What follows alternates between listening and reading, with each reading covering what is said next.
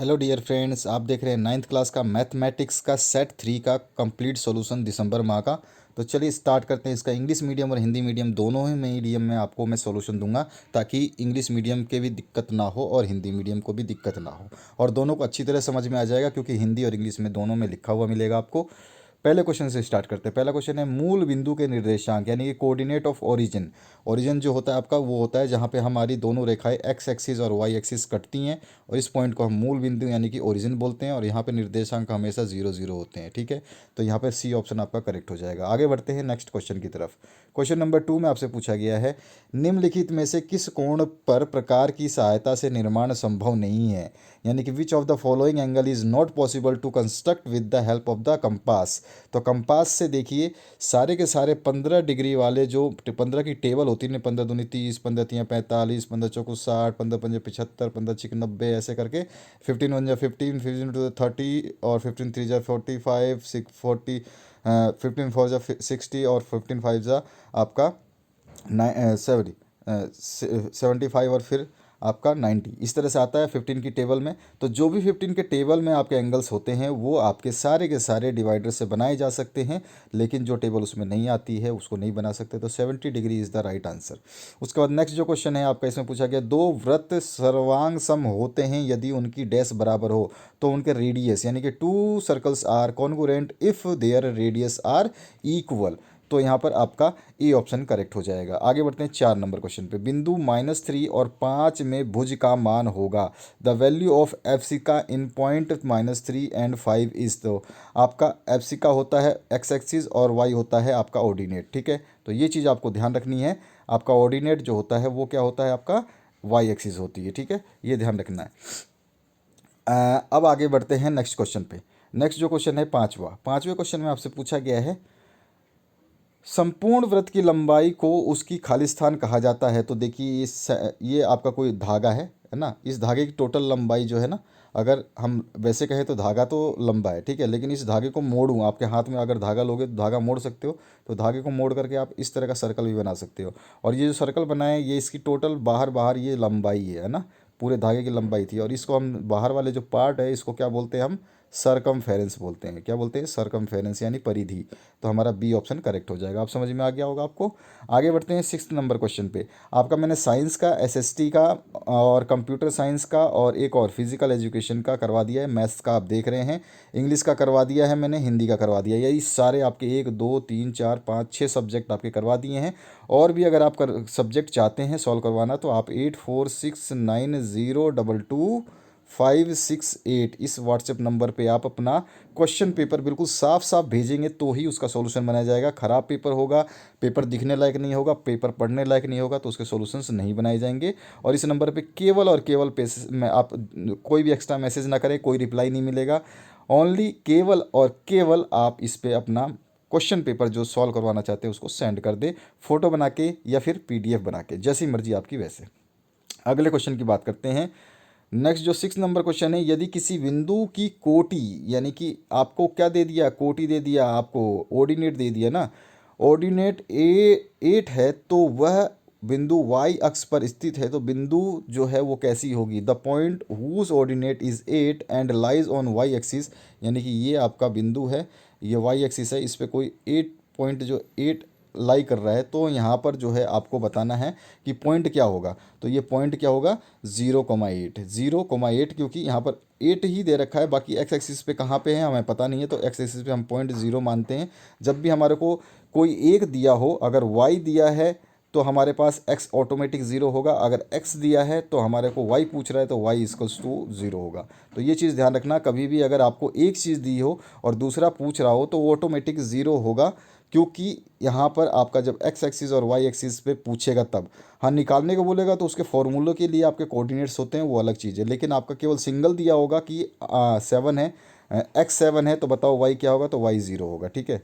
अगर ये बोल दे कि वाई 9 है, तो बताओ एक्स क्या होगा, तो एक्स फिर भी 0 होगा। तो जो भी एक ही चीज़ दिया होगा तो दूसरा ऑटोमेटिक 0 होगा।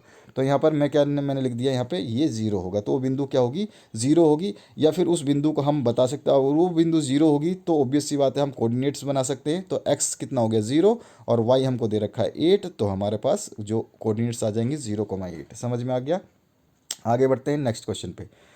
वृत्त का केंद्र वृत्त के खाली स्थान में स्थित होता है तो ये अंदर होता है, उसको बोलते हैं अभ्यंतर, यानी कि इंग्लिश में बोलते हैं उसको interior. The centre of the circle lies in interior of the circle, circle के अंदर होता है, ये सर्कल है और सर्कल के अंदर ही जो है इसका रेडियस जो सेंटर बिंदु होती है वो होता है, ठीक है, सेंटर। इसके बाद आते हैं नेक्स्ट क्वेश्चन की तरफ। नेक्स्ट जो क्वेश्चन है 8 नंबर।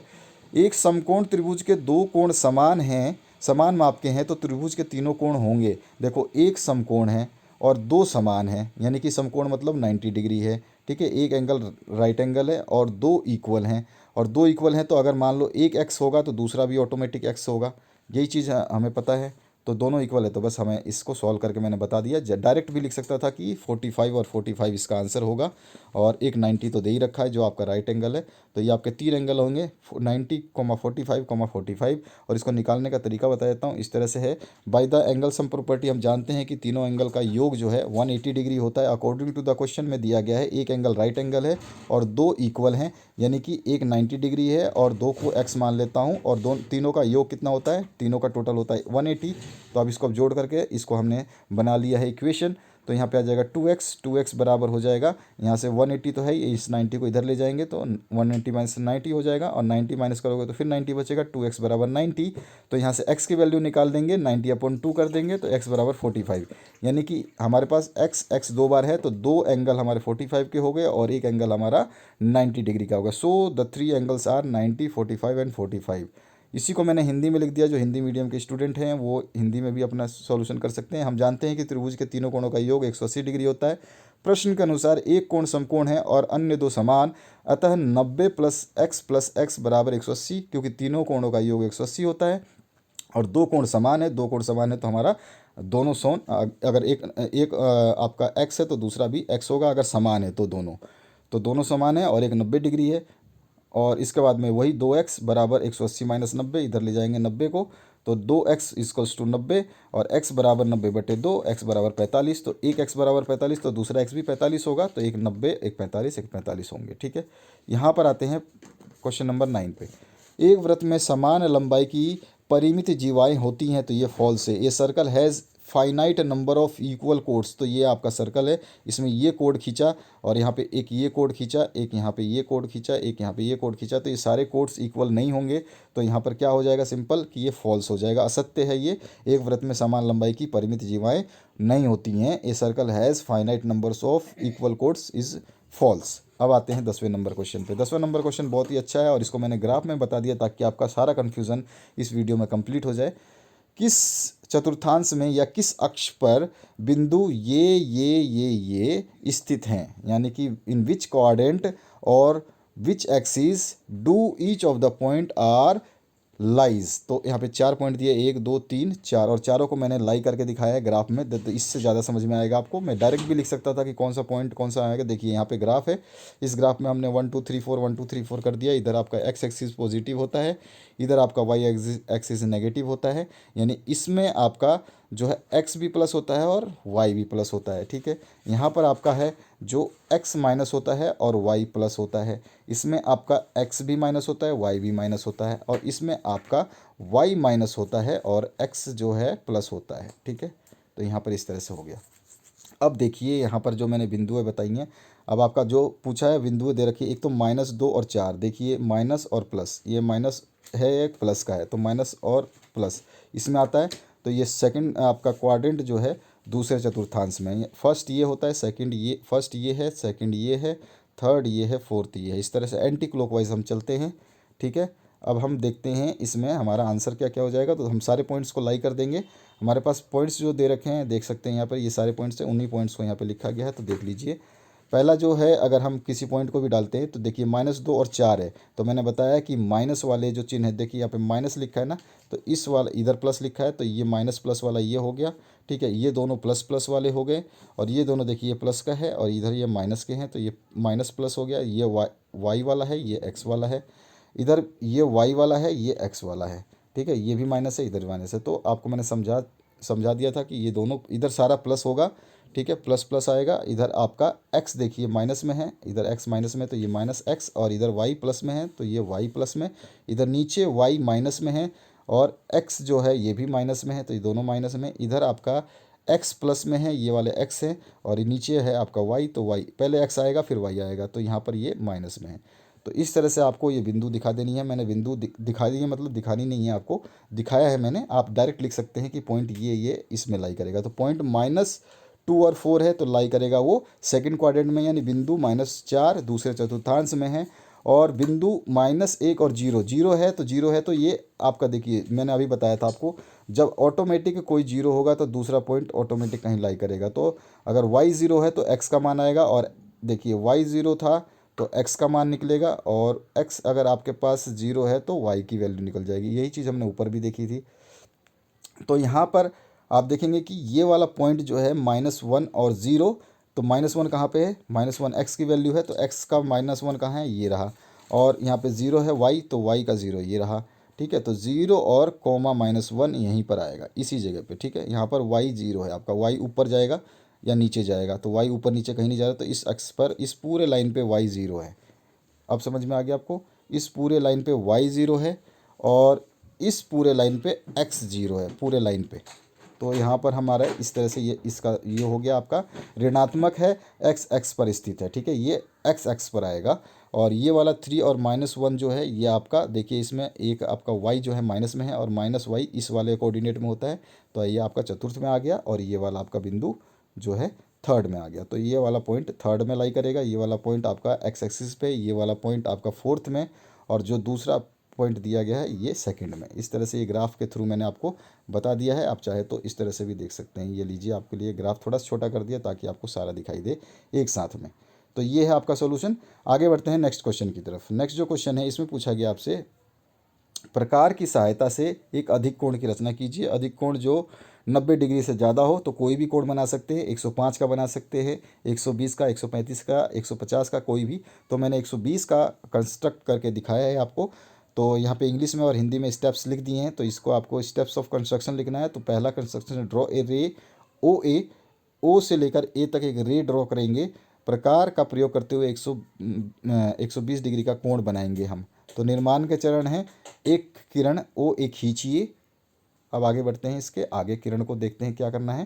टेक ओ, ओ को रेडियस एज सेंटर ले लेते हैं, और सेंटर लेकर के किसी भी चाप का, यानी कि प्रकार कितना भी खोल के एक बार, और उसको हमें ऐसे ये चाप दे देना है। Draw an arc cutting O A at B, A B पर जो पॉइंट है उस पर हमारा एक आर्क ने काटा, उसी को हिंदी में लिखा है। ओ ए को बी पर काटते हुए एक चाप लिखिए, उसके बाद चाप खींचिए। उसके बाद थर्ड क्वेश्चन है, now taking B as centre. अब बी को हमने सेंटर मान लिया। अब बी को केंद्र मानकर, और पहले वाली त्रिज्या के साथ जो रेडियस था, जो आपने प्रकार खोला था, अब उसको हिलाना नहीं है। With the same radius as before draw an arc intersecting the previous, draw an arc at C. अब ये वाला आर्क है, इसी पे हम कहीं इसको काटेंगे। इसका डायग्राम मैं नीचे दिखाऊंगा आपको, इस तरह से। ये रहा, हमने काट दिया, तो ये बना 60 डिग्री का। Now take B as a centre. तो बी को हमने सेंटर लेकर के पहले वाली त्रिज्या के साथ में हमने काट दिया। Draw an arc intersecting the previously draw arc at C, at point C. तो ये पॉइंट पे हमने सी बना दिया, और ये 60 डिग्री आ गया। और 60 का जो उतना ही प्रकार रखना है, दूसरी बार कट मारेंगे तो 120 आ जाएगा। यही हमारे को करना था। यहाँ पे लिखा वही चीज़ है आपको, विद सी एज सेंटर। अब इस सी को पहले बी को माना था सेंटर, अब सी को सेंटर मानेंगे। और फिर आपको सेम त्रिज्या के साथ में पहले वाले चाप को, जो पहला आपने सबसे बड़ा वाला जो आपने आर्क ड्रॉ किया था, उसको डी पे काटेंगे, और डी पे काटते ही आपका जो है 120 डिग्री का कोण बन जाएगा। यहाँ पे लिखेंगे हम, ओ डी को मिला दीजिए, या जॉइन ओ डी। तो ओ से लेकर डी को हम मिलाएंगे तो ये वाली लाइन जाएगी, और ये पूरा का पूरा एंगल 120 डिग्री है। यही हमारा अधिक कोण है, और इसी का आंसर हमने यहाँ पर दे दिया। तो इस तरह से ये आंसर है। आप पॉइंट वाइज पॉइंट 5 पॉइंट में इसको कंप्लीट कर देंगे। पहले पॉइंट से देख लीजिए, पहला पॉइंट ये है, दूसरा पॉइंट ये है, पहला पॉइंट, दूसरा पॉइंट, तीसरा पॉइंट। और इसी का हिंदी वर्जन इधर साइड में जो आपका गुलाबी कलर में, पिंक कलर में लिखा हुआ है, ये हिंदी में मैंने लिख दिया है ताकि आप लोगों को, हिंदी मीडियम वालों को दिक्कत ना हो। आप इस पॉइंट को सारे को लिख देंगे स्टेप वाइज, और ये आपका लास्ट डायग्राम ऐसा बनेगा, यानी कि angle O A D 120 degree है, यानी कोण ए ओ डी 120 बन जाएगा। अब आगे बढ़ते हैं नेक्स्ट क्वेश्चन पे। 12 नंबर क्वेश्चन में इस तरह का आपको फिगर दिया गया है जिसमें एक 60 डिग्री बी पर बन रहा है और एक सी पे बन रहा है। इसमें आपसे पूछा गया है कि angle B A B C 69 है और एंगल ए सी बी 31 है, देन फाइंड करना है आपको बी डी सी। तो सबसे पहले इन ट्राइंगल ए बी सी में देखते हैं। तो यहाँ पे इस डायग्राम को थोड़ा सा मैंने आपके क्वेश्चन पेपर में डायग्राम सही नहीं है तो यहाँ पे बनाया मैंने। तो इस डायग्राम में देखिए इन ट्राइंगल ए बी सी, तो ट्राइंगल ये ए और ये बी और ये सी, ठीक है। तो यानी कि ये वाली ट्राइंगल की बात हो रही है जिसकी लाइन को आप समझ रहे हैं। इसमें ट्राइंगल ए बी सी में क्या हो जाएगा आपका, देखिए एंगल दे रखा है बी, तो angle B A C, B A और सी ये, ठीक है, ये B A C plus angle A B C, A B और सी, ठीक है, प्लस एंगल सी आपका ए सी और बी। तीनों एंगलों का योग अभी मैंने ऊपर दिखाया था कि 180 डिग्री होता है, द एंगल सम प्रॉपर्टी कहती हैं हम इसको। और हमारे को बी ए सी हम निकालते हैं, तो बी ए सी क्योंकि हमारे को दो एंगल तो दिए हुए हैं, तीसरा एंगल निकालना है।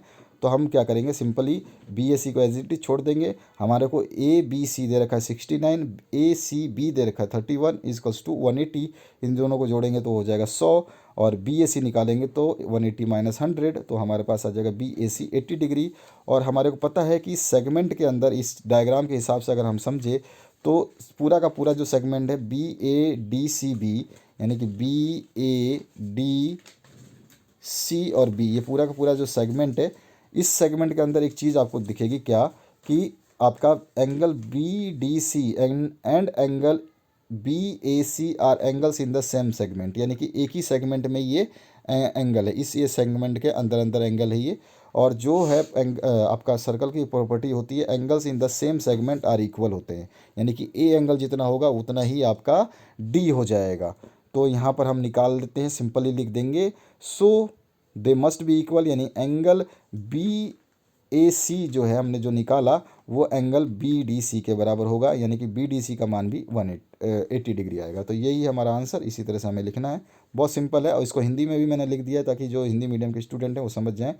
यहाँ पे ट्राइंगल वही है ए बी सी में A B C plus A C B plus B A C बराबर 180 डिग्री, जो कि अभी अभी मैंने ऊपर बताया वो तीनों कोणों का योग होता है। और तीनों कोण में से दो कोण हमें दे रखे हैं, तीसरा कोण निकालने के लिए 180 के इक्वल करेंगे और इसको छोड़ देंगे, इन दोनों को जोड़ करके 100 डिग्री आएगा, इसको ले जाएंगे इधर, तो 100 180 में से माइनस करेंगे तो आपका बी ए सी जो एंगल आ जाएगा वो कितना आ जाएगा, वो आ जाएगा आपका 80 डिग्री। और एक ही वृत्तखंड में कोण जो है बराबर होते हैं, तो बी ए सी का जो मान आया है वो बी डी सी का होगा। तो बस यही है बी डी सी का मान 80 डिग्री। तो यही हमारा आंसर और यहाँ पे कंप्लीट सोल्यूशन। अब 13 नंबर क्वेश्चन की बात करें, लास्ट अंतिम क्वेश्चन। सिद्ध कीजिए कि यदि सर्वांग समव्रतों की जीवाएं उनके केंद्रों पर बराबर कोण अंतरित करें तो वो जीवाएं बराबर होती हैं। और दूसरा इसमें आप कर सकते थे, एक दी गई किरण के प्रारंभिक बिंदु पर 135 डिग्री कोण की रचना करें। तो वही कोण आपको लाइन खींचनी है, यहाँ पर रखना है, फिर प्रकार की सहायता से बनाना है। फिर आप बनाएंगे 60 डिग्री और फिर 120, फिर दोनों को काट के 90 डिग्री, 90 और आपका 120 के बीच में 5 आएगा, तो यहाँ से रखेंगे यहाँ पे काटेंगे, यहाँ से रखेंगे यहाँ काटेंगे, और इस तरह से 105 डिग्री का कोण आप बना देंगे। तो ये तो हो गया आपका कंस्ट्रक्शन, क्योंकि कंस्ट्रक्शंस तो मैंने आपको पहले ही बता दिया है। अब मैं आपको ये वाला सिद्ध वाला क्वेश्चन करा देता हूँ, क्योंकि ये वाला क्वेश्चन हम ऑलरेडी 120 डिग्री का कोण इसमें बना चुके हैं। तो यहाँ पर आपका जो है इसको सर्वांग सम है, तो देखिए बहुत ही सिंपल है, इसमें भी कुछ नहीं है। टू कॉन्ग्रुएंट सर्कल हैं आपके C1 और C2, ये C1 है और ये C2 सर्कल है, दो सर्कल आपके सामने बने हुए हैं। और इसमें आपका जो है AB is the code of C1, AB code है, ये वाला AB कोड C1 का है और PQ कोड है C2 का। और यहाँ पर जो है आपको सर्वांग सम दिया गया है, कॉन्ग्रुएंट दे रखा है, तो आपका एंगल AOB और एंगल PXQ, एंगल AO और B, एंगल PX और Q दोनों बराबर होंगे, क्योंकि प्रॉपर्टी दे रखी है आपको, क्वेश्चन में ही दे रखा है कि ये क्या है, कॉन्ग्रुएंट है। आप देखोगे कोड्स कॉन्ग्रुएंट है, ये रहा, सर्वांग समव्रतों की बात हो रही है, तो ये क्वेश्चन से ही मिल जाएगा। तो यहाँ पर हमें प्रूफ क्या करना है, कोड्स इक्वल, यानी कि आपका ए बी बराबर होगा पी क्यू के, ये कोड्स हमारे इक्वल होंगे, यही प्रूफ करना है। तो प्रूफ में लिख देंगे हम कि in triangle A O and triangle P X Q, यहाँ पर ये ट्राइंगल है, पहले ट्राइंगल देख लीजिए। इस ट्राइंगल में और इस ट्राइंगल में क्या क्या चीज़ें हैं, तो देखिए ये भी रेडियस है, ये बराबर होगा, ये भी रेडियस है, ये बराबर होगा, और एंगल दोनों बराबर ही हैं। तो यानी कि एंगल आपका जो एस ए एस जो नियम होता है आपका साइड एंगल साइड, उससे आपका ये कॉन्ग्रुएंट हो जाएगा। तो यहाँ पे देखिए सिंपल है कि ए ओ बराबर हो जाएगा पी एक्स, क्योंकि दोनों रेडियस हैं, अभी अभी मैंने बताया आपको। और एंगल आपका अभी अभी हमने स्टार्टिंग में ही देखा कि ये क्वेश्चन में गिवन है कि दोनों एंगल जो हैं आपके बराबर हैं, और आपका ये दोनों चीज़ें रेडियस वाली दोनों चीज़ें बराबर हैं, आपका ये भी बराबर है इसके, और ये बराबर आर वाला है इसके, ठीक है। और ए बी हमें बराबर करना है। जब हमारे एंगल सम हमारे जब कॉन्ग्रुएंसी का नियम लग जाएगा तो सभी चीज़ें बराबर हो जाती हैं। तो हमारे पास एक चीज़ दे रखा है ए ओ बराबर पी एक्स हो जाएगा क्योंकि रेडियस है, और बी ओ बराबर आपका क्यू एक्स हो जाएगा क्योंकि ये भी रेडियस है, और एंगल आपका इक्वल है ही। तो तीनों चीज़ें मिल गई, angle side angle, side angle side, तो आपका कॉन्ग्रुएंट रूल है। और इसके वजह से सीपीसीटी से बाई सीपीसीटी हम कह सकते हैं कि जो कोड ए बी है वो कोड पी क्यू के बराबर होगा। बस इतना ही करना है। इसी तरह से ये यहाँ पर भी आपको हिंदी में लिख के बता दिया, दो सर्वनाम समवृत्त जिनके केंद्र ए व बी और दो जीवाएँ पी क्यू और आर एस इस प्रकार है। यहाँ पर देखिए पी क्यू और आर एस ये जीवाएँ हैं, और ये आपकी सर्किल की जो है रेडियस यानी त्रिज्या है। तो इसमें आपका दिया गया है कि को एंगल जो पी ए क्यू बराबर है एंगल आर बी एस, ठीक है। अब केवल आपको सिद्ध करना है। तो सिद्ध करने के लिए जीवा पी क्यू बराबर जीवा आर एस हमें सिद्ध करना है।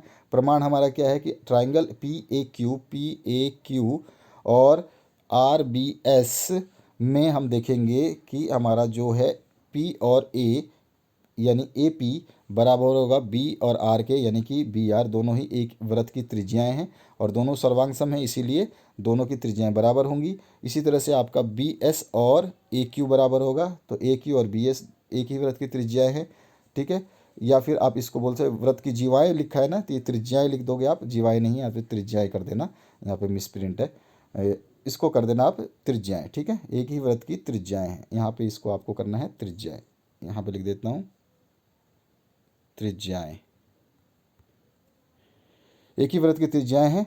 और पी ए क्यू और एंगल आर बी एस ये हमें पहले से गिवन है क्वेश्चन में यहाँ पर, क्योंकि ये सर्वांग सम है। इसी प्रकार जो है आपका ये एंगल हो जाएगा बराबर, क्योंकि एस ए एस नियम लागू हो रहा है, और एस ए नियम के हिसाब से पी क्यू बराबर हो जाएगा आर एस, जो कि सी पी सी टी से हो जाएगा, यानी कि ये कोड और ये कोड आपकी बराबर हो जाएगी। बस इतना ही आपको करना था, यही आपका सोल्यूशन है।